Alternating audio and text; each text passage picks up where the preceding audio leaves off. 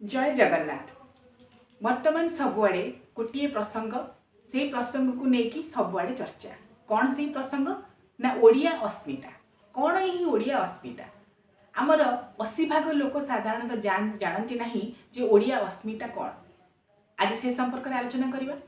यही ओडिया अस्मिता प्रसंग को नहीं दीर्घ 25 वर्षर सरकार गला, नुआ सरकार आसिला एवं सरकार एवं विरोधी ये जो अस्मिता प्रसंग को नहीं वर्तमान चर्चा चली।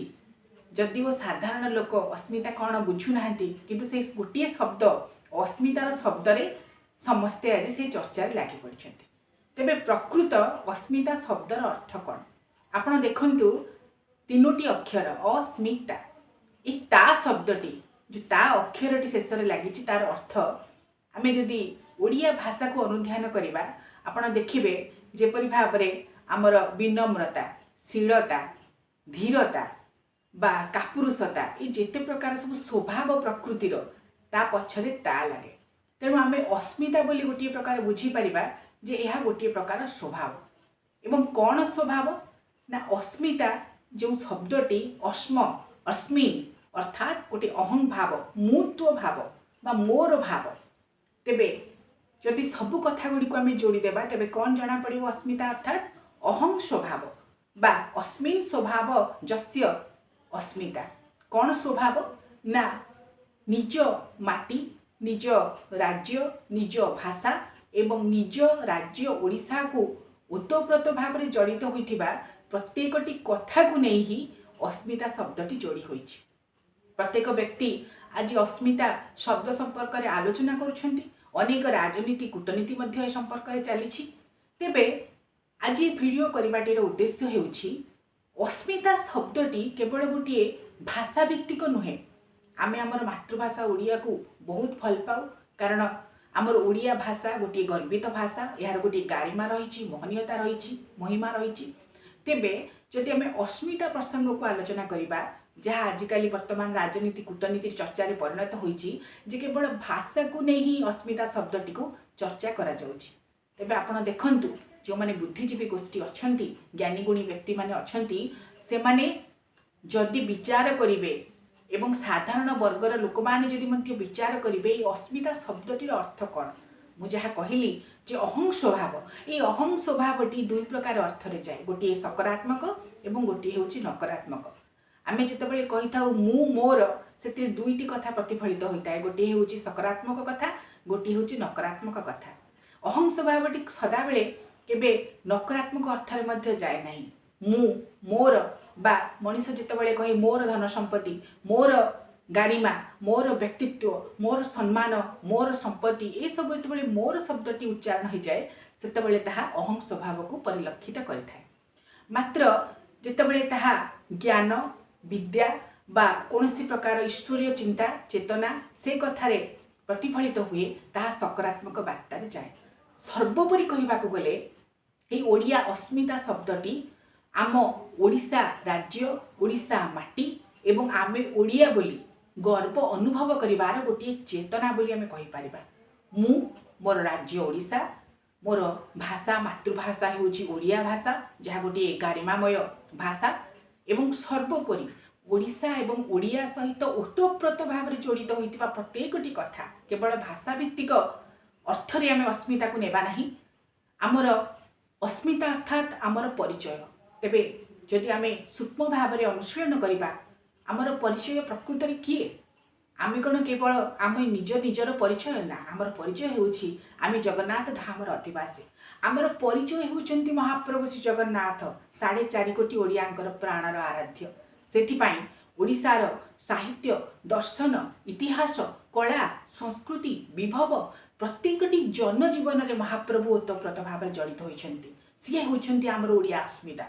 किंतु वर्तमान प्रसंग में जितेबाला ओडिया अस्मिता कथा आलोचना करा जाउछि महाप्रभु को कहीं मन पकाउ नाहांती। जदि महाप्रभु को निजर अस्मिता बोली विवेचना करुथांते तेबे महाप्रभु को नहीं जो सब कटु मंतव्य वर्तमान किसी तथाकथित गोष्ठी नास्तिकवादी गोष्ठी माने देउछंती।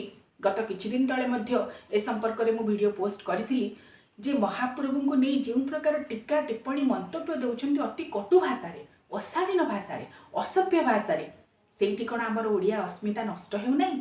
ଏ ସମ୍ପର୍କରେ ଟିକେ ଭାବିଲେ ଦେଖି। ଯିଏ ଆମର ପରିଚୟ, ଆମେ ଯାହାଙ୍କ ପାଇଁ ବିଶ୍ୱ ଦରବାରରେ ପରିଚିତ, ତାଙ୍କୁ ନେଇ ଯେତେବେଳେ ଅଶାଳୀନ ମନ୍ତବ୍ୟ କୁହାଯାଉଛି, ତାଙ୍କୁ ନେଇ ଯେତେ ପ୍ରକାର ରାଜନୀତି କୂଟନୀତି କରାଯାଉଛି, ପ୍ରତ୍ୟେକଟି କଥାରେ ମହାପ୍ରଭୁଙ୍କୁ ଅଯଥା ଟଣାଯାଉଛି, ସେତେବେଳେ କ'ଣ ଆମର अस्मिता ନଷ୍ଟ ହେଉନାହିଁ? ଆମର ପରିଚୟ, ଆମେ ଜଗନ୍ନାଥ ଧାମର ଅଧିବାସୀ। ଆପଣ ବିଶ୍ୱର କୋଣେ ଅନୁକୋଣରେ ଯେଉଁଠିକି ଯାଆନ୍ତୁ, ଯଦି ଆପଣ ଜଗନ୍ନାଥ ଧାମ ପୁରୀ ଧାମର ଅଧିବାସୀ, ଓଡ଼ିଶାର ଅଧିବାସୀ ବୋଲି କହିବେ, ସ୍ୱତଃ ଦେଖିବେ ତାଙ୍କର ମୁଣ୍ଡ ଭକ୍ତିରେ ନଇଁଯିବ। ତେଣୁ ଯେତେବେଳେ ମହାପ୍ରଭୁଙ୍କୁ ବିବିଧ ପ୍ରକାର କଟୁ କଥା ଏହି ଓଡ଼ିଶା ମାଟିରେ ରହି କିଛି ବ୍ୟକ୍ତି କହୁଛନ୍ତି, ସେତେବେଳେ କେହି ବି ସ୍ୱର ଉତ୍ତୋଳନ କରୁନାହାନ୍ତି। କାହିଁକି? ଏଇଟା କ'ଣ ଆମର ଓଡ଼ିଆ अस्मिता ଭଙ୍ଗ ହେଉନାହିଁ? ଓଡ଼ିଆ अस्मिता କ୍ଷୁଣ୍ଣ ହେଉନାହିଁ? ତଦ୍ ସହିତ ଓଡ଼ିଶାର ସଂସ୍କୃତି ପରମ୍ପରା, ଆମର ହିନ୍ଦୁ ସନାତନ ଧର୍ମ, ଏହା ମଧ୍ୟ ଆମର अस्मिता। କାରଣ ଆମ ଓଡ଼ିଶା ଗୋଟିଏ ମନ୍ଦିର ମାଳିନୀ ରାଜ୍ୟ। ଆମର କଳାର କ୍ଷେତ୍ର ଉତ୍କଳ, ଆମର ଧର୍ମ ସଂସ୍କୃତି ଦର୍ଶନ ସାହିତ୍ୟ ପ୍ରତ୍ୟେକଟି କଥାରେ ଆମର ସଂସ୍କୃତି ଏବଂ ପରମ୍ପରା ପ୍ରତିଫଳିତ ହୋଇଥାଏ।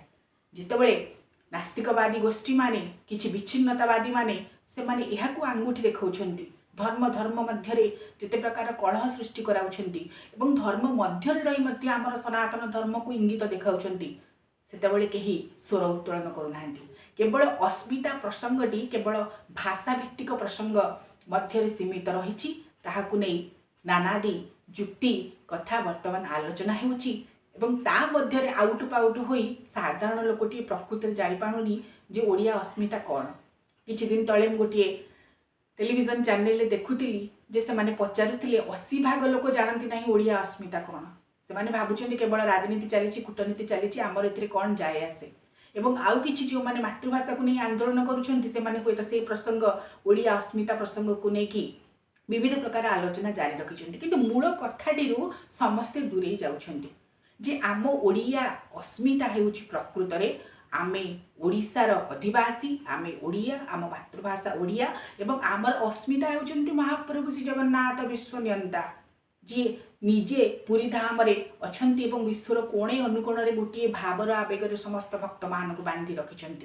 सेति पई आमे ओडिशावासी गर्वित एवं ओडिया भाव रे आमे मध्य गर्वित। से प्रसंग को कहीं आलोचना को नौ नांती एवं ता सहित जहाँ मु कहली कला संस्कृति विभव दर्शन साहित्य परंपरा आमर धर्म आमर संस्कृति वर्ष वर्ष धरी जहाँ आमे अनुसरण करि आसुछे से संपर्क में मध्य कहीं आलोचना करूना किपरि आहुरी आगक बढ़िबो आहुरी किपरि मोहनीय हेबो से संपर्क में मध्य आलोचना हेउ नाही।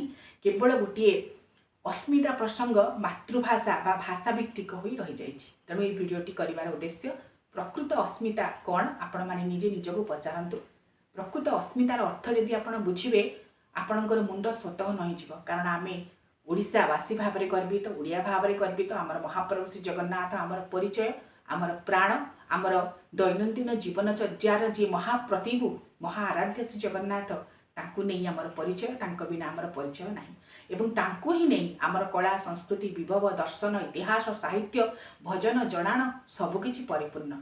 तेणु ओडिया अस्मिता को रक्षा करने आमे निजे जदि सचेतन हेबा एवं ए संपर्क में निजे स्वर उत्तोलन करवा आम ओडिया भाषा सहित ये सबू दिगरे जदि आमे निजे सचेतन हेबा आम ओडिया अस्मिता को क्षुण्ण करने केही भी साहस करिवे नाही। जय जगन्नाथ महाप्रभु।